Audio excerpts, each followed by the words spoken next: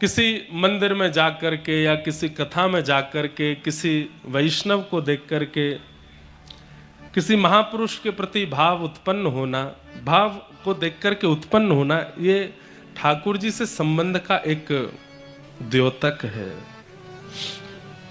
बस वो संबंध की प्रगाढ़ता ठाकुर जी करेंगे कि क्या संबंध है, कैसा संबंध है, किससे संबंध है। जैसे मीराबाई के चरित्र में आता है कि मेड़ता में जब मीराबाई राजती थी तो मीराबाई के दादाजी, उन्होंने नियम रखा था कि 365 दिन कथा चलती ही रहती थी मेड़ता में।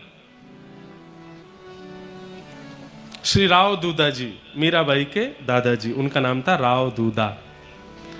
उनका नियम था 365 दिन कथा चलती थी और मीराबाई बचपन से ही अपने दादाजी की उंगली पकड़ के जाती और कथा सुनती थी।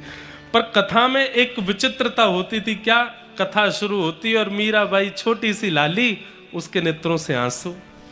घर परिवार के सब लोग पूछते, मीरा तू क्यों रोती है? मीराबाई बोलती, पता नहीं। राव दूदा जी बोलते, मीरा तू क्यों रोती है? तुझे कोई डांटता है, कोई मारता है? ये व्यास जी ने कुछ ऐसा कहा जिससे? बोले, पता नहीं मुझे क्यों रोना आता है। मंदिर जाती हूँ, संतों को देखती हूँ, कथा में जाती हूँ, मुझे रोना आता है। क्यों रोना आता है इसका मुझे नहीं पता। मीराबाई जब थोड़ी बड़ी हो गई तब उनके मन में ऐसी भावना उत्पन्न होने लगी कि व्यास जी जिनकी कथा सुनाते हैं, मंदिर में मैं जिनका दर्शन करती हूं, ये मुझे कब मिलेंगे। ये जिज्ञासा प्रकट होने लगी। और आज उन्होंने, जोशी जी नामक एक वक्ता जाते थे कथा सुनाने के लिए मेड़ता में, उन्होंने जाकर के जोशी जी से पूछा, जोशी जी मेरे मन में एक जिज्ञासा है। जोशी जी बोले, पूछो क्या बात है? बोले, आप जिनकी कथा सुनाते हो ये मेरे जीवन में कब आएंगे? बस उसी समय जोशी जी समझ गए और राव दूदा जी से कहा, आप बचपन से पूछते हैं कि मीरा क्यों रोती है, क्योंकि मीरा का ठाकुर जी से कोई संबंध है। और बाद में वो प्रमाणित हुआ, क्योंकि मीरा पूर्व जन्म में ठाकुर जी की एक सखी थी जिसका नाम था माधवी, और उसी को किसी कारण से श्राप लगा था कि उसको विरह सहना पड़ेगा, इसीलिए वही माधवी मीरा बनकर के आई और खूब विरह सहा। तो अनायास कथा में जाकर के, किसी वैष्णव को देख करके, मंदिर दर्शन करके आपके नेत्र सजल हो जाते हैं और आप स्वयं से पूछते हैं क्यों? तो उसका उत्तर यही है कि ठाकुर जी का आपसे कोई संबंध है और आपके किसी पूर्व में कोई अपराध के कारण आपको पुनर्जन्म लेना पड़ा है और आप पहचान नहीं पा रहे हैं कि वो संबंध क्या था। इसलिए भावुकता हो जाती है। तो जिनको भावुकता होती है वो बहुत सौभाग्यशाली हैं। ठाकुर जी को सजल नेत्रों से देखना चाहिए, ये तो शास्त्रीय बात है।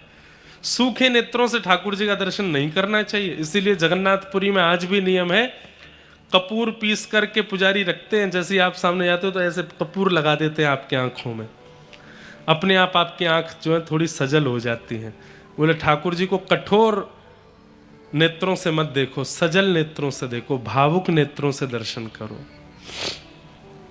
हमारे नेत्रों में आंसू आते नहीं, इसलिए कपूर लगा देते हैं वहां के पंडा पुजारी जो हैं। पर जिनके सहज ही नेत्रों से अश्रुपात हो रहा है वो सामान्य नहीं है, वो निश्चित ही भगवान से कोई संबंध उनका है। और वो संबंध क्या है ये आचार्य और गुरु कृपा करके स्पष्ट कर देंगे। श्री गोपाल भार्गव जी, आप भी पूर्व मंत्री हैं एवं वर्तमान विधायक हैं, आपका भी आगमन हुआ है। बहुत बहुत स्वागत, बहुत बहुत अभिनंदन।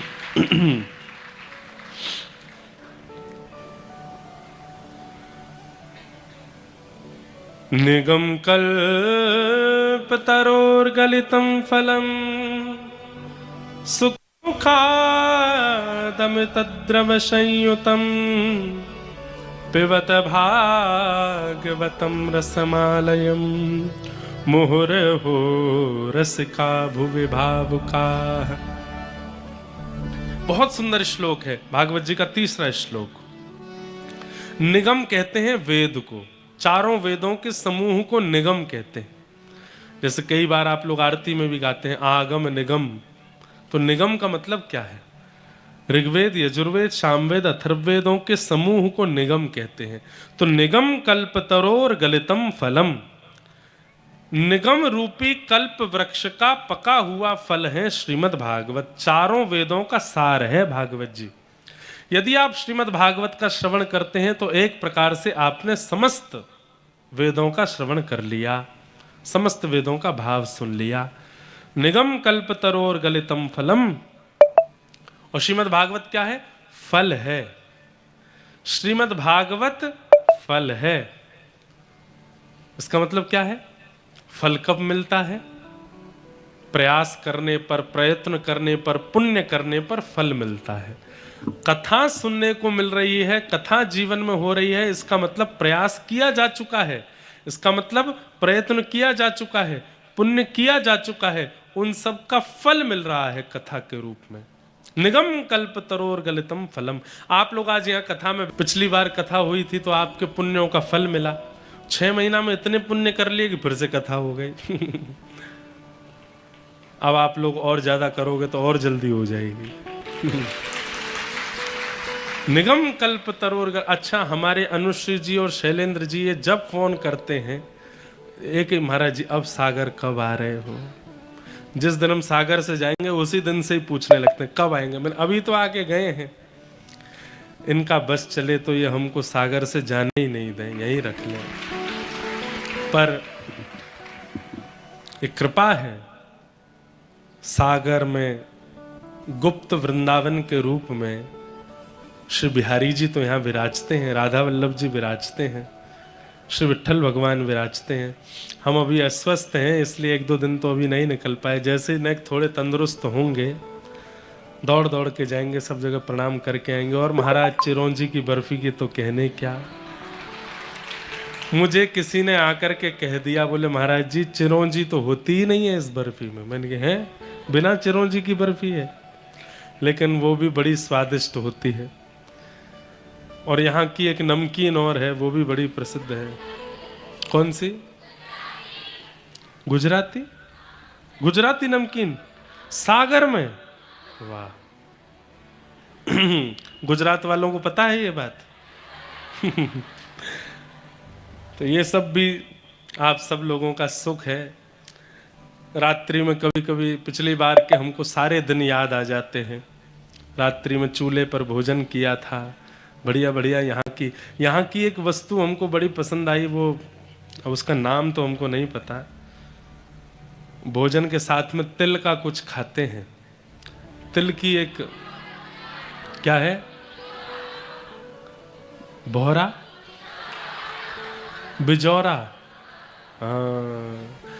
मिर्च खाते हैं, उसको भी तला करके बिजौरा। और ये सब भोजन भी बहुत स्वादिष्ट, बिल्कुल ग्राउंडेड भोजन है, मतलब हाईटेक नहीं है, जमीन से जुड़ा हुआ भोजन भी, सब आनंद है।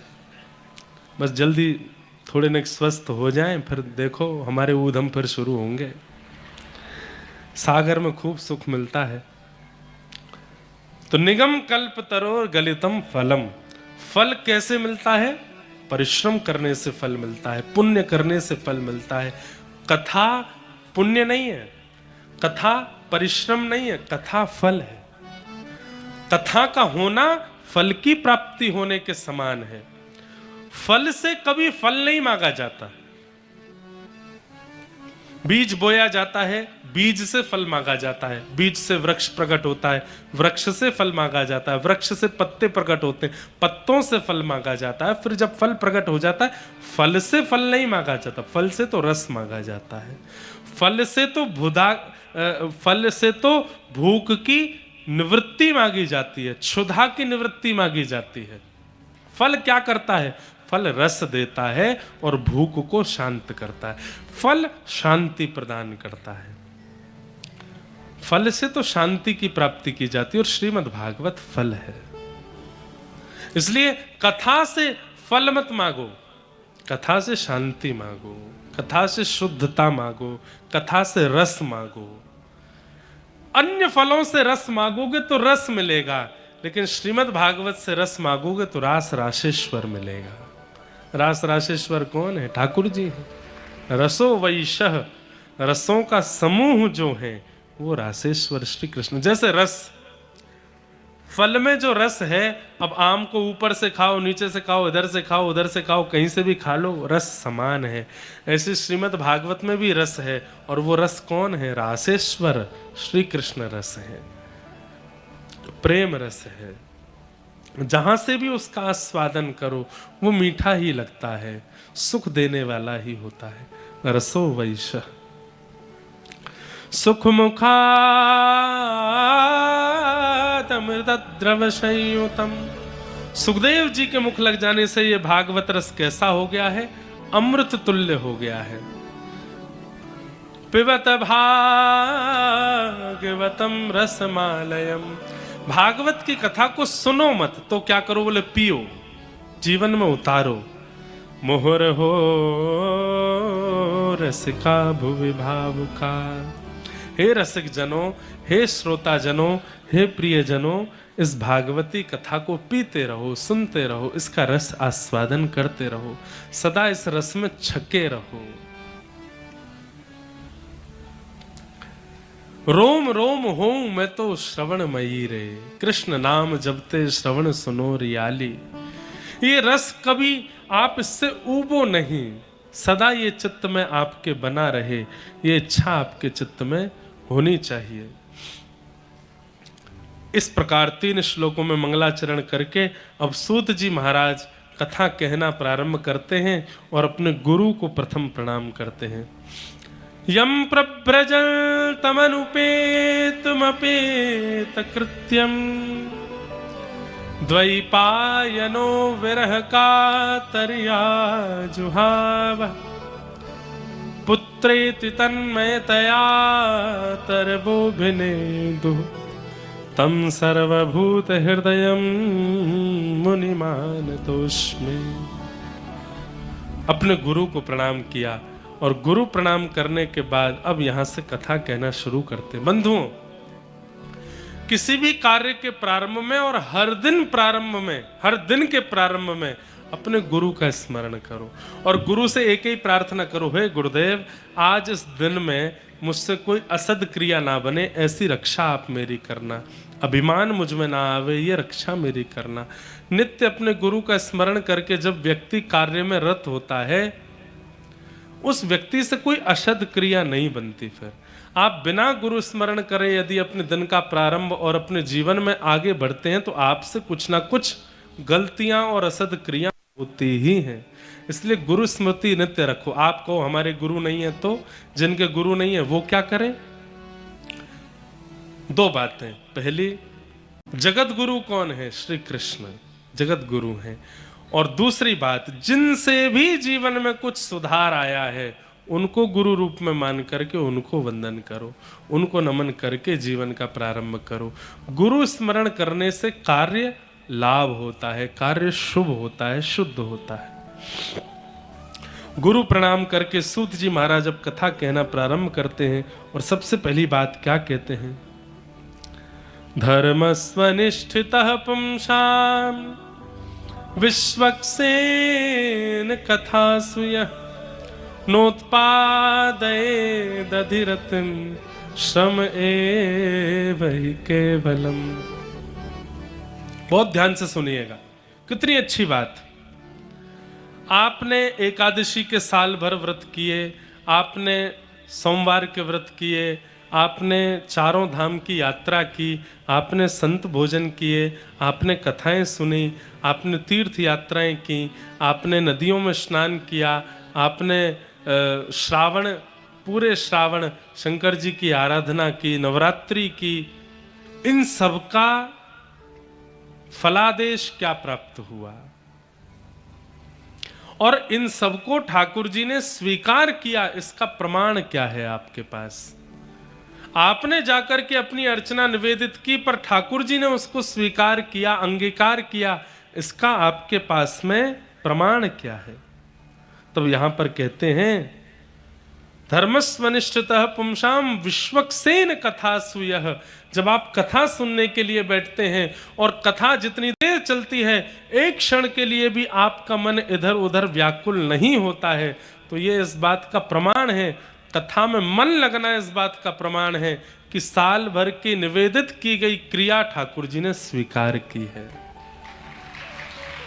कथा में मन नहीं लग रहा, मन इधर उधर जा रहा है, पैर में दर्द हो रहा है, कमर में दर्द हो रहा है, भूख लग रही है, प्यास लग रही है, चाय की इच्छा हो रही है, मन हो रहा है कथा पूरी हो तो हम जाएं, नींद आ रही है, आदि आदि ये सब स्थितियां कथा में बनना। अरे कोई आकर के बगल में बैठ गया, पता ही नहीं चला कौन था, ऐसी स्थिति कथा में रहनी चाहिए।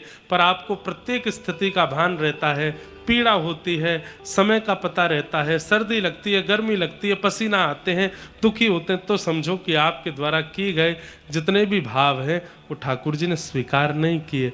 पर कथा में एक चित्त लगा करके बैठे और ऐसे निवृत्त होकर के कथा श्रवण करने लगे कि भूल गए कि 4 घंटे व्यतीत हो गए हैं। समझो आपके द्वारा प्रदान की गई समस्त क्रिया ठाकुर जी ने स्वीकार की और ठाकुर जी उससे प्रसन्न है, तभी कथा में चित्त लगता है।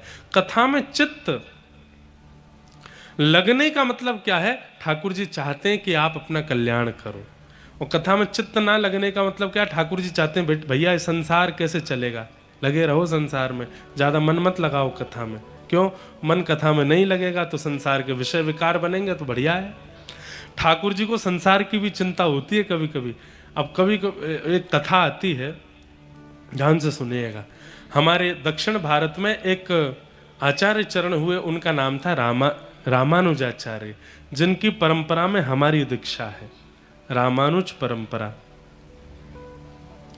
और रामानुज परंपरा में श्री रामानुजाचार्य जी के पूर्वाचार्य, उनसे भी पहले एक आचार्य हुए, उनका नाम था यामुनाचार्य।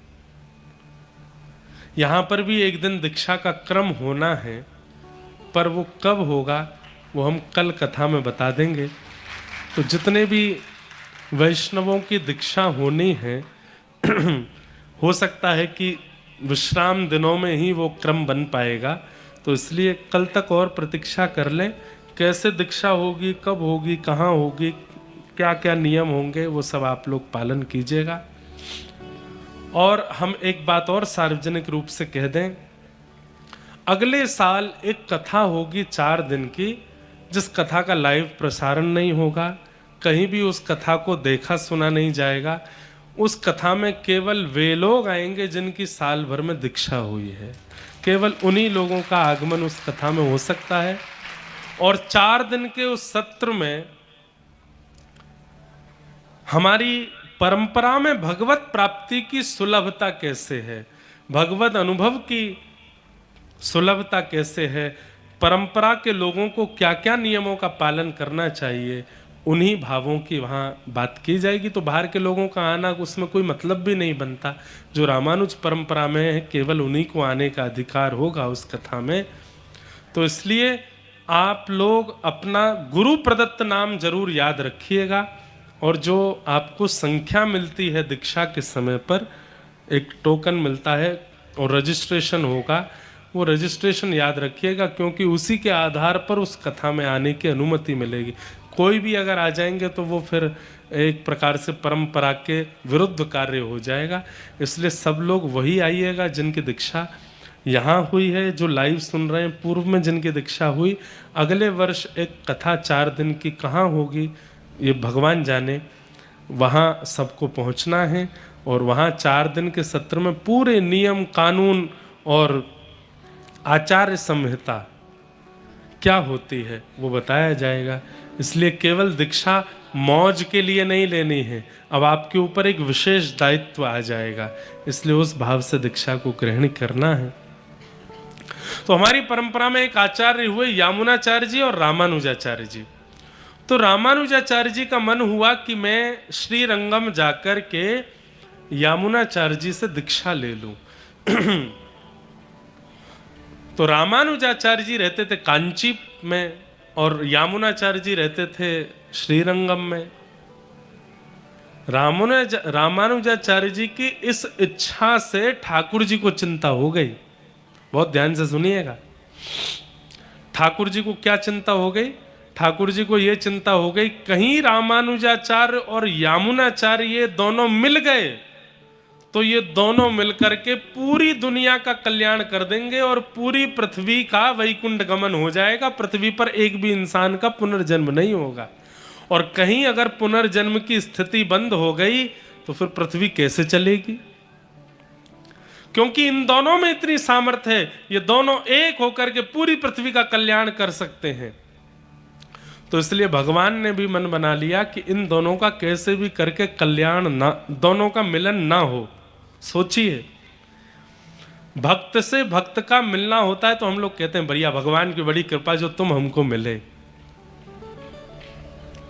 लेकिन कई बार किसी भक्त से हमारा नहीं मिलना होता, ये भी भगवान की इच्छा होती है। क्यों? ठाकुर जी जानते हैं ये दोनों कहीं मिल गए तो दोनों मिलके इतना भजन करेंगे, इतना भजन करेंगे, पूरी पृथ्वी का कल्याण यही दोनों कर देंगे।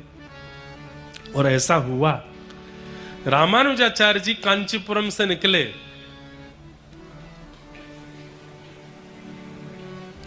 तो यामुनाचार्य जी ने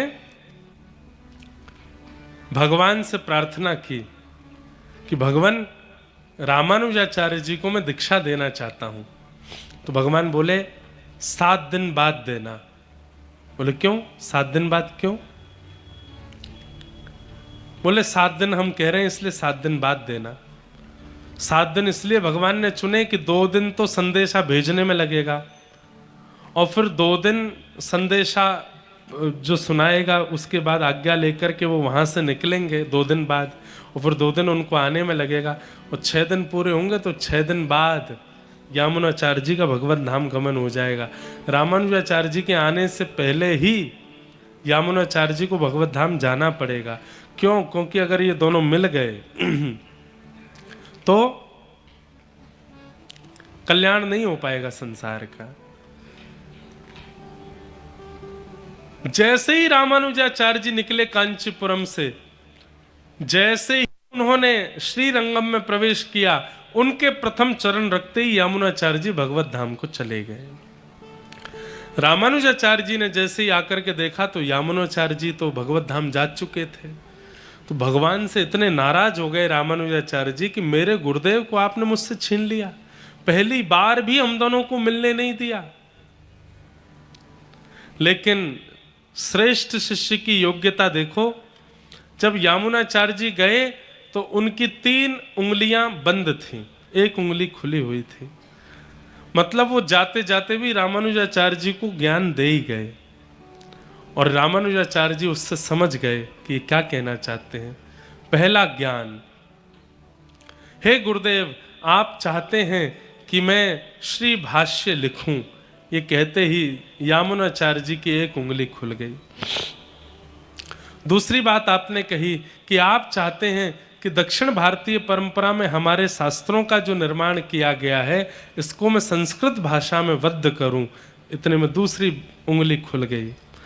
आप चाहते हैं कि मैं श्री वैष्णव परंपरा का जो प्रचार है वो उत्तर भारत तक और पूरे सार्वजनिक रूप से पूरे विश्व में फैलाऊं, तीसरी उंगली खुल गई। दीक्षा हो गई रामानुजाचार्य जी की। मृतक गुरु के द्वारा भी दीक्षा ग्रहण कर ली। उसके बाद में फिर ऐसा भी हुआ कि रामानुजाचार्य जी ने नियम